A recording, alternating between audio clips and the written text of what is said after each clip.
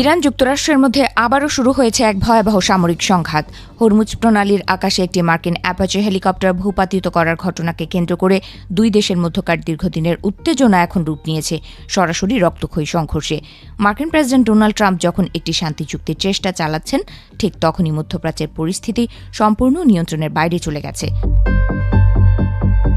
পাল্টা আঘাত হানতে এক মুহূর্ত সময় নষ্ট করেনি ওয়াশিংটন। মার্কিন কর্মকর্তাদের বরাত দিয়ে জানা গেছে, মার্কিন বিমান ও নৌবাহিনীর যুদ্ধ বিমানগুলো একযোগে দক্ষিণ ইরানের আকাশে গর্জে ওঠে।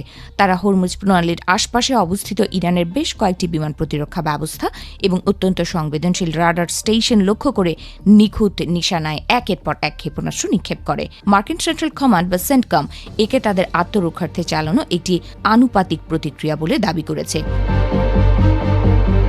মার্কিন এই আগ্রাসী হামলার পর পুরো দক্ষিণ ইরান জুড়ে এক ভীতিকর পরিস্থিতির সৃষ্টি হয়েছে। আল জাজিরা এবং ইরানের স্থানীয় তসনিম নিউজ এজেন্সির তথ্য অনুযায়ী জাস্ক, বন্দর আব্বাস এবং কেশম দ্বীপের আকাশে বিকট শব্দে একের পর এক বিস্ফোরণ ঘটতে থাকে।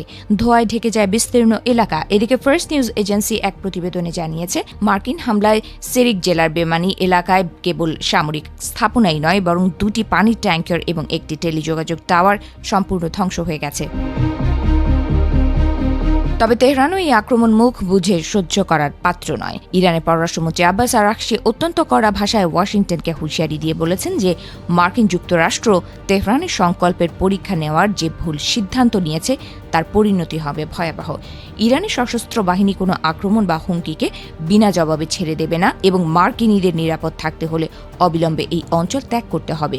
এই হুঁশিয়ারির পরপরই রণক্ষেত্রের দৃশ্যপট বদলে দেয় ইরান।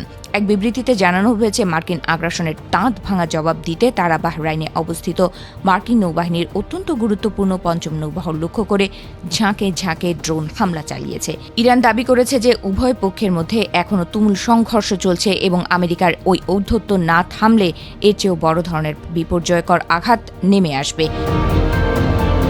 শুধু বাহরাইনই নয়, ইরানের এই যৌথ হামলায় কেঁপে উঠেছে মধ্যপ্রাচ্যের অন্যান্য মার্কিন ঘাঁটিও। কুয়েতের আলী আল সালিম বিমান ঘাঁটিতে ইরানি ড্রোন আঘাত এনেছে বলে খবর পাওয়া গেছে। এর পাশাপাশি ইরানের খাতাম আল আনবিয়া সংস্থা ইঙ্গিত দিয়েছে যে জর্ডানে অবস্থানরত মার্কিন বাহিনীকে লক্ষ্য করেও একটি শক্তিশালী যৌথ হামলা চালানো হয়েছে। যদিও জর্ডান যুক্তরাষ্ট্রের পক্ষ থেকে এই সুনির্দিষ্ট হামলার বিষয়ে এখনও কোনো আনুষ্ঠানিক স্বীকারোক্তি পাওয়া যায়নি। এদিকে বাহরাইনের স্বরাষ্ট্র মন্ত্রণালয় তাদের দেশে মার্কিন নৌবহরে ইরানি হামলার সত্যতা নিশ্চিত করেছে। পুরো বাহরাইন জুড়ে এখন এক চরম আতঙ্ক ও বিশৃঙ্খলা বিরাজ করছে। উদ্ভূত পরিস্থিতিতে দেশের জনসাধারণকে আতঙ্কিত না হয়ে শান্ত থাকার অনুরোধ জানিয়েছে বাহরাইন সরকার এবং সবাইকে দ্রুততম সময়ের মধ্যে নিকটবর্তী নিরাপদ আশ্রয় চলে যাওয়ার নির্দেশ দেওয়া হয়েছে। মার্কিন সেন্ট্রাল কমান্ড এক সংক্ষিপ্ত বার্তায় জানিয়েছে যে তারা আপাতত ইরানের বিরুদ্ধে এই স্বরক্ষামূলক হামলা সমাপ্ত ঘোষণা করেছে। তবে এক্সিওসের এক তদন্ত প্রতিবেদনে বলা হয়েছে, ইরানের একটি ড্রোনের আঘাতেই মার্কিন অ্যাপাচে হেলিকপ্টারটি বিধ্বস্ত হয়েছিল। যদিও সেটি ইচ্ছাকৃত ছিল কিনা তা এখনও নিশ্চিত হওয়া যায়নি।